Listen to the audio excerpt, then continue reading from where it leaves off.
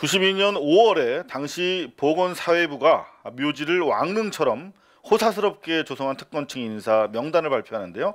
당연히 조선일보 당시 방일영 회장도 포함이 됐습니다. 방시족벌은 가정 묘지를 꾸미면서 그린벨트 700평을 훼손하는 등 불법을 저질러서 지자체의 후속 행정 조치를 지시했는데요. 당시 신군부의 행정 조치 명령이 먹혀 들었는지 확인해 봤습니다. 고발이라든가 뭐 이런 거 있잖아요. 네네네. 대고로 그런 게 없어요. 여기에는. 그러니까 그런 조치를 한 행정 처분을 한 사실이 없다는 겁니까? 아니면? 예. 그런 게 없어요. 행정 처분한 게. 신군부의 지적에도 아랑곳 없이 방씨 일가의 불법 호화 묘지는 더욱 자리를 잡고 있었는데요. 그로부터 11년이 지난 2003년 여름에 저희 취재팀이 현장을 가봤는데요. 이 방상훈 회장의 증조 할아버지입니다. 한국전쟁 중 납북된 방응모 씨인데요. 방응모 씨는 사망 위치가 확인되지 않고 있는데 가묘를 이렇게 설치를 하고 있습니다. 가짜 묘지라는 거죠. 대단히 넓어 보이죠. 다 그린벨트 훼손 불법입니다. 700평이 넘는 규모인데요. 석축을 두르고 계단도 이렇게 만들어 놨습니다. 숲을 아래쪽으로 방상훈 회장의 할아버지 뻘이죠. 방재명 씨의 무덤이 설치되어 있습니다. 그런가 하면은 이제 2003년에 방상훈 회장의 아버지죠. 방일영 회장이 사망을 하는데요. 방응모 씨의 오른쪽, 그러니까 계단 건너편 쪽에 거대한 분묘로 이렇게 자리를 잡습니다. 물론 불법입니다. 고발뉴스가 취재한 바에 따르면 조선일보 방상훈 회장 측은 장사법상의 가족묘지 설치 허가를 신청도 하지 않았고 결과적으로 그린벨트 내 묘지 설치를 제한한 장사법 17조를 여전히 위반하고 있는 것으로 확인됐습니다. 92년에 이어서 2003년에도 불법은 시정되지 않고 더 노골적으로 자행되고 있었던 것입니다. 2016년 이번에는 방상훈 회장의 작은 아버지죠. 방우영 회장이 사망을 했는데요. 방씨 일가는 증조부 방응모와 방재명의 분묘 사이에 있던 나무들을 일제히 베어내고 거기다 거대한 방우영의 분묘를 건설했습니다. 역시 불법입니다. 불법 위에 불법이 지어지는 특권과 부정의 방씨 왕릉이 보시는 것처럼 이렇게 완성된 것입니다. 그게 이 92년에 호화 분묘로 그 당시 보건사회부에서 적발을 했고 92년도에요? 네네. 추후로 2003년이랑 2016년에 방일영 씨, 방우영 씨가 사망하면서 추가로 지금 그린벨트 훼손이 더 이루어진 거잖아요. 그러니까 저희가 그게 모르겠어요. 저희가 어떤 기자님이 아시는 게 우리보다 더 많이 알고 계시는 거예요. 우리가 어제 기자님 주셔가지고 이제 우리 자료 쭉 좀 봤어요. 전산적으로. 네네. 그랬더니 그게 없는 거예요. 그러니까 왜 없을까요? 그 조선일보라서 그쪽에서 혹시 뭐 압력이나 영향력 행사한 거 아닌가요? 그건 모르죠. 제가 그것까지 우리가 알아서 할 테니까 그냥 조용해지면은 넘어가면 된다. 이상호는 우리가 알아서 한다. 뭐 그런 식으로 하지 않았을까요? 그건 모르죠. 그야 알 수 없는 거죠. 보시는 영상이 여기가 바로 이제 캠프 레드클라우드 자리인데요. 25만 평이 넘는 금싸라기 땅이죠. 여기 상당 부분을 조선일보가 자기네 땅이다 이렇게 주장을 하고 있어요. 그런 가운데 바로 이곳이 조선일보의 불법 호화 분묘입니다. 3,000평 정도 되는 걸로 저희 눈에는 보이는데요.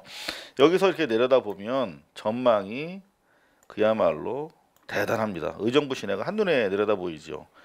조선일보는 말로는 뭐 화장이 좋다, 수목장이 좋다 이렇게 일반 국민들에게는 적은 면적의 몇 자리를 쓸 것을 권유하면서 막상 자신들은 3,000평에 달하는 명당 분묘에서 저렇게 개 돼지의 세상을 내려다보면서 비웃었을 거 아닙니까 국민들을?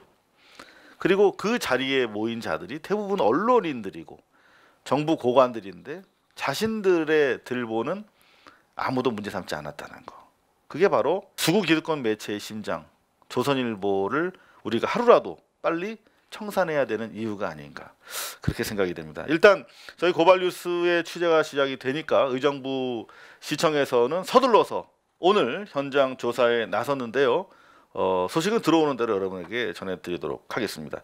이 출입처에 계신 분들, 정부 출입처나 경기도 기자실에 계신 기자님들 한번 산책 삼아서 현장 좀 나가 보십시오. 이 기득권 수구 매체 조선일보의 불법 특혜가 얼마나 심각한지 좀 확인해 보시고 기사를 같이 좀 써주셨으면 좋겠습니다. 아직 기사를 같이 쓰는 언론이 하나도 없습니다. 그러든 말든 우리 고발 뉴스는 조선일보 호화 분명의 진실 보도를 계속 이어나가겠습니다. 제가 뭐 특별히 조선일보에 무슨 뭐 한이 맺힌 사람도 아니고 정말 어려서는 조선일보가 제일 훌륭한 민족지인 줄 알았어요. 그래서 일제 뭐 자동차인가 고등학교 때 전면 광고가 났어요. 그래서 제가 광고국에 항의 전화한 적도 있었어요.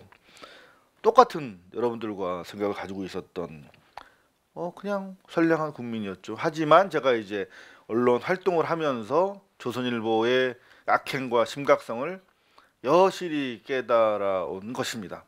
언론 개혁에 있어서 조중동을 특히 우리가 혁파해야 되는 이유는 이게 결국 인식의 경쟁이고 인식의 싸움입니다. 북한을 어떻게 볼 것인가, 우리 중산층과 노동자들에게 복지 혜택을 주는 걸 어떻게 볼 것인가, 뭐 그런 그 판단에 대한 문제인데 그 판단의 근거를 만들어내는 공장이 바로 언론사이기 때문입니다. 저는 김어준의 뉴스 공장이라고, 공장이라는 표현을 아주 그냥 드러내고 이름을 정한 게 참 재밌다고 생각을 해요. 인식의 공장이거든요. 그런 의미에서 조중동 혁파는 아주 중요하다. 그럼 어떻게 조중동 혁파하느냐? 걔 무시하면 됩니다. 그리고 특혜 다 걷어들이면 됩니다. 법대로만 하면 됩니다. 그리고 또 하나 더 한다면 여러분만의 언론을, 여러분을 대변하는 여러분만의 언론을 찾아서 육성해 달라는 것입니다. 쉬운 말로 키워달라는 것입니다. 후원까지는 아니더라도 여기 보시는 것처럼 고발 뉴스방 저희가 더 오래 여러분들과 함께하고 버틸 수 있도록 구독해 주시고 이 종을, 땡땡이 종을 활성화시켜 주시면 저희가 더 큰 울림으로 여러분들과 함께 할 수 있기 때문에 더 신이 날 것 같습니다. 좋아요, 구독, 공유 부탁드리겠습니다. 자, KBS인데요. 13.7% 소폭 하락했어요. 닷새째 잿빛 하늘, 최악의 미세먼지, 주말 다시 악화. 미세먼지를 톱으로 세웠는데 하나, 둘, 셋, 네 꼭지까지 벌렸습니다. 미세먼지 심해도 먹고 살아야 하니까 마스크 못 써요. 이런 말씀들을 하시는데 실내 환기를 해야 되나 말아야 되나, 어제도 이런 유사한 보도가 있었는데 하나만하다. 근데 놀라운 것은 여기 보니까 환기를 전혀 하지 않으면 실내 미세먼지 농도가 외부보다 최대 60배 높아질 수 있대요. 그러면 그냥 문을 열어놓는 게 낫겠다, 차라리. 그리고 이 요리할 때 특히 미세먼지가 많아지는데 저는 그런 생각했어요. 이 여성들, 엄마들, 그리고 요즘에는 뭐 남자 여자 성별 구분 없이 부엌에 들어가니까 이 부엌에서 여성들 담배 핀 경험 없는데도 폐암 걸리는 여성들이 많아서 보니까 부엌 일을 많이 해서 그렇더라. 그거 좀 대책이 좀 필요하지 않겠나, 이런 생각을 또 해봅니다. 트럼프가 친서 외교를 또 가동했어요. 계속 지금 셧다운돼 있잖아요. 그 지금 월급을 못 주고 있잖아요. 정부 공무원들. 그래도 나는 일을 한다. 더 열심히 친서 외교를 펄럭거리고 있는 겁니다. 북미 교착 풀리나? 풀릴 것 같다. CNN 보도에 따르면은 주말에 인편이면 상당히 높은 고위급 관료가 왔겠죠. 북한에서 인편으로 김정은 북한 위원장에게서 받은 편지 친서가 전달됐다. 내용은 아주 좋은 편지다. 위대한 편지다. 많은 좋은 일들이 일어나고 있다. 미국 사람들을 위해서. 한국 사람들을 위해서는 지금 뭐 자한당은 토라지고 삐쳐 있잖아요. 미국에 대해서. 미국이 우리를 버려? 하지만 미국은 큰 틀에서 한반도 정책에 있어서 미국민의 이해를 먼저 살피는 것이고 그 방향이 우리와 같잖아요. 그럼 우리는 그 연관된 열린 공간 속에서 우리 자국민, 한국민의 이해, 안전을 도모하면 되는 것입니다. 한국 정치는, 한반도 정치는 우리가 하는 것이죠. 이제 자한당은 계속 미국만 바라보고 있지만요. 자, 그런가 하면은 김영철 북한 노동당 부위원장이 이르면 이번 주에 오늘 내일 아마 미국에 도착할 것 같은데요. 제2차 정상회담 조율을 위해서 아마 폼페이오랑 만나게 될 것 같아요. 그리고 트럼프도 만나겠죠. 자, 개최 시기 예상보다 빨라질 가능성 배제할 수 없다 이런 얘기가 나오고 있는데요. 그런가 하면 실무 담당자죠. 최선희 북한 외무성 부상이 비건 미 대북 정책 실무대표를 만나러 아마도 스웨덴으로 가는 것 같다. 이런 보도가 계속 나오고 있습니다. 그런가 하면은 여기에 발맞춰서 지금 남북한 간의 평화는 우리의 힘으로 이제 획득을 해야 된다 이런 인식을 우리가 갖게 됐는데요. 그래서 국방 백서에도 북한을 적으로 드러내는 표현이 언제부터 있었냐면은 최근 2010년 천안함 사건 이후 백서에서 이렇게 북한은 적이라고 표현을 해왔는데 요거를 삭제했대요. 다만 북핵 고도화에 대한 대비를 해야 한다. 이렇게 적시를 했다고 하네요. 재밌는 것은 일본에 대한 입장인데 그동안에는 일본과 자유민주주의와 시장경제의 기본 가치를 공유한다. 이게 뭔 말입니까? 국방 백서 이런 불필요한 외교적 수사가 왜 필요하죠? 친일 정권의 성향을 보여준 거라고 생각하는데 이 표현이 삭제됐고요. 그런가 하면 주변 국가에 대한 언급 순위에 있어서도 일본보다 중국이 앞서 서술됐다. 뭔가 변화가 일어나고 있다. 자, 이런 변화들 나경원이 상당히 긴장하고 있죠. 문재인 정부가 일본을 자극하고 있다며 강도 높게 비판하고 있는데요. 역사학자 전유영 선생은 1909년에도 일진회가 이렇게 했다 이런 짓을 했다고 합니다. 저는 과문해서 잘 몰랐는데 지금 현재 국민들이 일본 정부에 대한 한국 정부의 대응이 적절하거나 아니면 더 강하게 나갔으면 좋겠다라고 하는 분들이 83.2% 거의 절대 다수가 지금 또는 더 세게 해달라라고 요구하는데 나경원만 계속 문재인 정부를 비난하고 있어요. 자, 전우영 역사 전문가가 바라본 일진회의 과거 만행을 한번 살펴보겠습니다. 1909년 12월에 매국단체 일진회가 안중근이 이토를 사살하여 일본 여론을 자극했다. 진짜 한국 역사상 최고의 쾌거를 일본을 자극한 아주 돌출 행동으로 폄하하고 있죠. 일진회. 그래서 나라가 결국 망하게 됐다.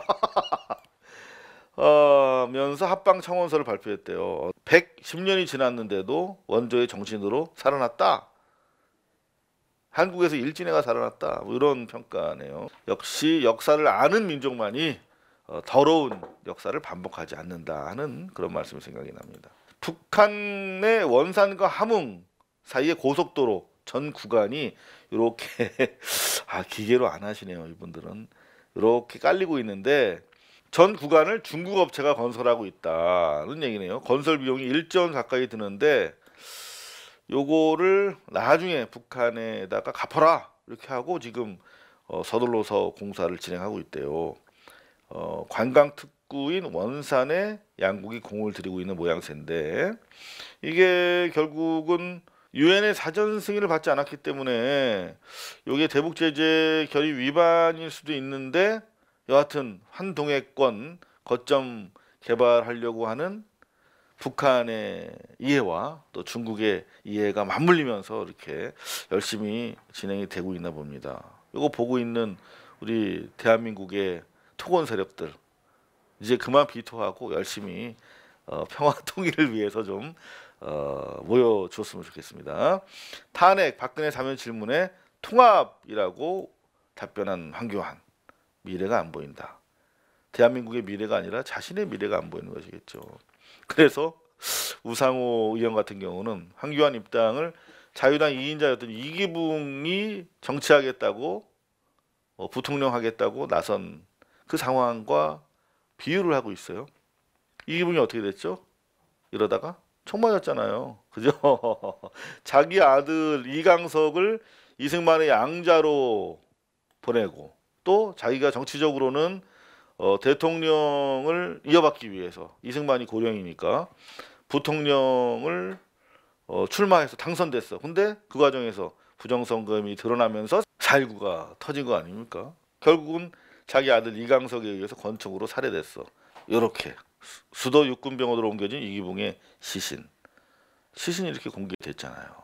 부정선거하면 교수형 처하고 그리고 부정선거를 획책하고 권력 야욕을 부리면 이렇게 총 맞은 거 공개하는 것이 옳습니다.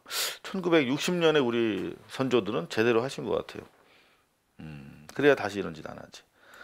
실제로 박찬훈 교수는 황교안이 자기 정치적 야욕보다는 이 정치권에 기웃거리는 이유가 이기붕 꼴 날까봐 자기가 정치 세계의 현실을 모르지 않을 텐데 말년에 이기붕처럼 험한 꼴 안 당하기 위해서 스스로 자신의 몸을 보호할 수 있는 것이 어딘가를 찾다가 정치권으로 간 거다. 일단 정치권에 들어가면 세력이 있고 지지자들이 있고 공격을 받았을 때 저건 정치적인 모함이다, 음모다 이렇게 버틸 수가 있으니까 그쪽으로 들어간 것이다 이렇게 보고 있네요. 동물 학대 의혹을 받고 있는 케어의 박 대표, 박소연 대표, 이분이 수의사까지 고용했대요. 근데 그 수의사가 어떤 분이냐면 안락사를 전담하는, 하도 많이 죽이니까 안락사를 전담하는 수의사가 필요했겠죠. 그래서 고용을 했는데 그 수의사는 알고 보니까 자기가 직접 동물 학대 당사자로 민원을 제기했던 인물이래요. 동물 학대범을 안락사 담당 수의사로 고용하는 배포. 박소연 씨 정말 이중적인 면모가 계속 드러나네요. 그런가 하면 MBC 뉴스데스크입니다. 3.4. 어이구 평일인데 푹 떨어졌어요. 보니까 이딴 분신에 한 발 물러선 카풀 백지화할 수도 있다. 승차 공유업계가 긴장하고 있는데 깊어지는 상생 고민. 이제 뭐 대화 국면으로 접어든 것 같습니다. 대화 타협이 필요한 시기 같은데요. 세 번째 뉴스로 강제추행 혐의를 어떻게 좀, 이게 무슨 말일까요? 강제추행 혐의를 어떻게 좀 봐달라는 건가요? 라며 의원들이 청탁한 내용이 있다는 거예요. 그래서 그 의원이 누군가 궁금해지잖아요. 지금 양승태 사법부의 사법농단, 재판 거래 뭐 이런 것들 사법 적폐 수사에 이어서 이제 재판이 시작되고 있는데 그 과정에서 정치인들이 부탁을 받고 재판에 판사가 개입한 혐의가 있다. 뭐 이런 내용이 나왔어요. 그러면 국회의원들은 어떤 사람인가 봤더니 어머 민주당 서영교 의원이야. 짜잔. 이거는 충격이네요. 국회 파견 중인 김모 판사가 있대. 판사를 왜 국회에다 파견하지? 이상한데. 근데 국회 파견 중인 김모 판사를 자기 방으로 불러서 내 아는 사람의 아들이 강제추행 혐의를 받고 있는데 강제추행은 벌이 세니까 좀 약한 공연 음란 혐의로 적용해서 좀 잘 봐달라는 취지로 청탁을 했대요. 그래서 실제로 이 민원을 받고 임정원 전 차장이 서울 북부지법 원장을 만나서 선처를 부탁했어. 이런 내용들이 다 남아있어. 이메일과 진술이. 실제로 죄명은 변경 안 됐는데 벌금 500만 원. 매우 낮은 형량. 왜냐하면 그런 적이 신체 노출한 적이 전에도 있대요. 그러면 제가 봤을 때 구속이 마땅한 것 같은데 벌금 500만 원으로 진짜 현저하게 낮은 형량을 받았네요. 이거는 좀 문제가 되겠는데요. 서영교 의원. 바로 민주당에서 서영교 그런가 하면 손혜원 의원. 손혜원 의원은 또 SBS에서 보도한 부분이 있는데 조금 결이 달라요. 여하튼 서영교 손혜원 의원에 대해서 당 차원에서 조사에 들어가겠다 이렇게 밝혔는데 이 서영교 의원 같은 경우는 판사를 직접 방으로 불렀다. 그 불러서 갔던 김 판사가 진술을 한 게 있어요. 그러니까 빼도 박도 못하는 상황인데 물론 본인은 그런 말 안 했다라고 주장을 하고 있는데 그럼 왜 불렀는지에 대해서는 설명을 못 하고 있어요. 사실 서영교 의원은 보좌진으로 자기 딸을 채용했다가 문제가 돼서 탈당했다가 최근에 돌아온 분이잖아요. 그런데 민주당에 아주 큰 부담을 지워주는 그런 상황이 됐네요. 근데 저는 이 기사를 보면서 조금 화가 났던 게 이 국회에서 김모 부장판사를 자기 방으로 불렀던 시기가 바로 2015년 5월이에요. 2015년 5월이면 한참 시민사회와 우리 일반 국민들이 박근혜 정권에 규탄하면서 계속 땡볕 아래서 집회할 때입니다. 그때 민주당 의원들은 콧배기도 안 내비쳤었는데 그렇게 국민들이 박근혜 정권과 싸우고 있을 때 민주당에서 중진인 서영교 의원은 자기 지인을 위해서 사법 거래를 시도했다 하는 것이 만약에 사실이라면 정말 너무나 실망스러울 것 같습니다. 이재용 삼성 공장에 와달라고 했대요. 어제 기업인들과의 타운홀 미팅 있었는데 청와대에서 문재인 대통령은 투자만 한다면 얼마든지 공장에 가주겠다 이렇게 화기애애하게 화답했다고 합니다. 여러분들 어떻게 생각하세요? KDI에서 한국 경제를 진단하면서 물론 기업 쪽에 힘을 모아줘야 한다. 투자라든가 수출에 뭔가 모멘텀을 기업들이 가져갈 수 있도록 지원해야 된다라고 하는 부분도 있었지만 내수 활성화를 위해서 어떤 중소상공인이라든가 영세 상인들 일반 시민들의 주머니를 채워줘야 된다 이런 지적도 했단 말이에요. 그런데 이쪽과 관련해서 기업인들을 만난 거예요. 그러면 어떻게 봐야 될까요? 이거를 여러분들 어떻게 생각하세요? 이정환.com 미디어오늘 사장님이시죠. 이분이 쓰신 글을 제가 재밌게 보고 있는데 자 투자 좀 늘려달라 청와대가 읍소했어. 이거 먹힐까? 역대 정권 이명박근혜 정권의 기업 투자를 분석했어요. 그랬더니 계속 뭐 기업 프렌들리 뭐 투자해달라고 막 이런 시도와 액션이 계속 있었지만 실제로 투자라는 것은 수익성에 따라서 하는 것이죠. 시장의 논리에 따라서 돈도 안 되는 거 어떻게 투자하겠습니까? 미쳤습니까? 실제로 정부가 그렇게 청와대가 액션을 취해도 투자는 크게 달라지지 않았다. 그럼 뭡니까? 이거는 액션이다 액션. 결국은 지금 상황에서는 기업하기 좋은 나라 이게 이명박 대통령의 구호였는데 그것만으로는 안 된다는 게 이미 경험적으로 입증됐죠.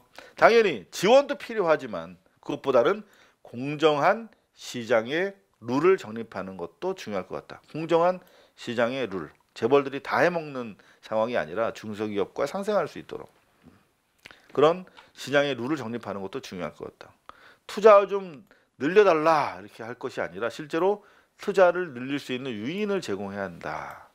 일방적인 규제 완화 선언만으로는 안 된다는 거죠. 이런 이야기 좀 귀 기울여서 청와대가 들어야 될 시기인 것 같습니다. 그런가 하면 장하준 영국 캠브리지대 교수가 문재인 정부에게 주는 고언이 잔잔한 울림을 얻고 있어요. 문재인 정부가 더 좌파적으로 가야 된다. 이거는 복지를 획기적으로 늘려서 국민들이 느낄 수 있게 하지 않으면 또 실패한다. 강도 높게 얘기했어요. 문재인 정부가 이제 40개월 남았다. 3분의 1이 지났다.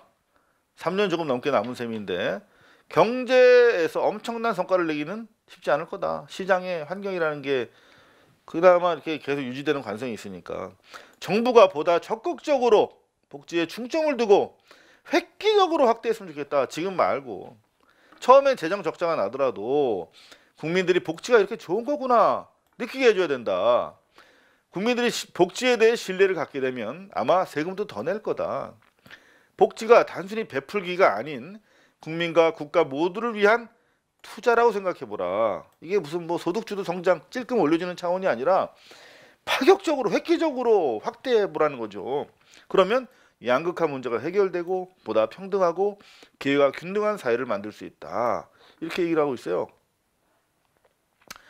미국 얘기인데 20대 초선이죠. 29살 오카시오 코르테즈 이 여성분인데 뉴욕에서 생활비를 벌기 위해서 바텐더를 했던 분이잖아요. 근데 이번에 그야말로 파란을 일으켰잖아요. 최연소 하원 의원으로 입성을 했는데 이분이 되게 인기가 좋대요. 트위터 리트윗 좋아요 숫자가 1180만 건에 이르렀대요. 트럼프 다음이래. 그런데 이분의 주장이 설득력을 얻고 있다는 거야. 뭐냐면 초고소득층, 거의 재벌급 초고소득층의 최고 70%의 부유세를 물려서 환경 개선에 쓰자.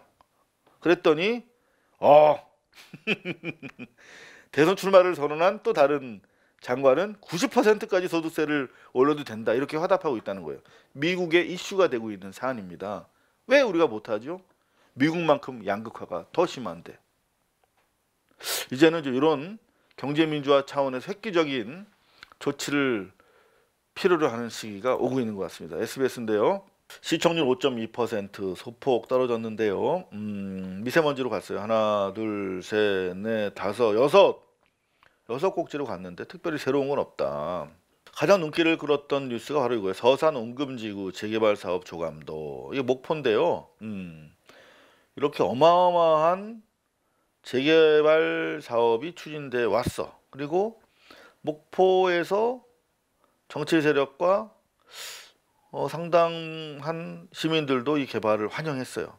그런데 이거를 문화재 지역, 근대 역사문화공간으로 지정하고 거기 박물관을 만들고 이런 볼거리를 만들어서 목포로 사람들을 유인하자라고 주장한 정치인이 있었으니 바로 이름하여 손혜원 의원이야. 그러면 지역 건설업자나 토건 세력이나 목포 지역민이나 정치 세력들이 안 좋아했겠죠.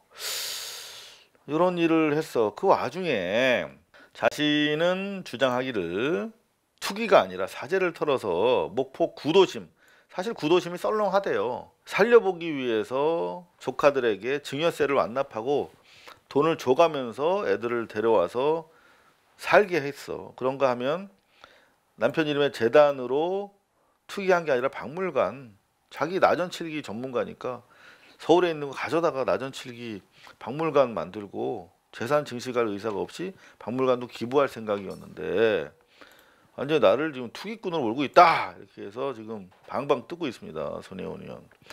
근데 그 주장을 살펴보면 상당히 설득력이 있어요. 요거는 지켜봐야 된다. 더구나 SBS가 토건족의 이해를 대표하는 언론사라고 하는 것을 지난번에 이재명 케이스 때 봤기 때문에 이재명 때도 사실은 낭설에 불과했지 않습니까? 검찰과 경찰 수사 결과 뭐 조폭이 언론설. 그런데 또 하겠다고 지금 들이대고 있잖아요. 그러니까 한번 이렇게 신뢰가 떨어지면 의심스러운 눈초리로 다시 돌아볼 수밖에 없는 거죠. 근데 마찬가지로 이것도 토건족들이 원하는 이런 어마어마한 그랜드 플랜을 손혜원이 깼단 말이에요. 그런데 이 과정에서 남편 조카, 보좌관 등등 연루된 부동산이 취득됐어. 그러면 통상적으로 우리 생각에 부동산 사면은 투기잖아요. 그런데 언론에서는 여기 매입 후에 4배나 건물값이 뛰었다고 하는데 손혜원 의원 주장으로는 9천에 사서 지금 고작 팔려봤자 1억 2천 정도 인테리어비 들어갔는데 거의 초과 이득이 없다 이렇게 주장을 하고 있기 때문에 팽팽하게 맞설 것 같아요. 이건 좀 지켜봐야 될 것 같습니다. JTBC 뉴스룸인데요. 5.74 높았어요. 근데 특별히 다른 건 없었는데 눈에 띄는 거는 톱블록으로 이 중증 외상센터, 권역별로 외상센터를 만들기로 했잖아요. 이국정 교수의 호소에 힘입어서. 그런데 이국정 교수가 그거 해봤자 유지도 안 되고 다 쇼일 거다라는 취지로 이야기를 했는데 직접 확인해 봤더니 자기들 예상보다 훨씬 심각하더라. 의사도 환자도 다 무늬만 외상센터. 왜 그런가 봤더니 이를테면 5군데를 한꺼번에 수술을 하잖아요. 교통사고 환자라든가 총상 환자처럼. 그러면 의료 수가가 잘못돼 가지고 2-3개만 지급한대요. 그러니까 의사들이 안 하려고 그런 거야, 병원들이. 뭐 그런 여러 가지 문제를 지적을 했는데 이거는 돈벌이에 급급할 수밖에 없는 현재의 병원 경영도 문제지만 수가도 문제인 것 같다. 이거는 바로 이런 데 돈을 써야 되는 거 아닌가. 장하진 교수가 얘기했던 대로 파격적으로 돈을 써라. 감동하게. 이런 때도 돈을 쓰는 게 답이 아닐까 그렇게 생각을 해봤습니다. 이상호의 뉴스 비평이었습니다. 고발뉴스는 여러분의 자발적 후원에 힘입어 운영되는 대한매체입니다. 자본과 외압에 흔들리지 않는 언론으로 키워주십시오. 후원 신청은 지금 고발뉴스닷컴에서 접수 중입니다. 여러분의 많은 참여를 부탁드립니다. 감사합니다.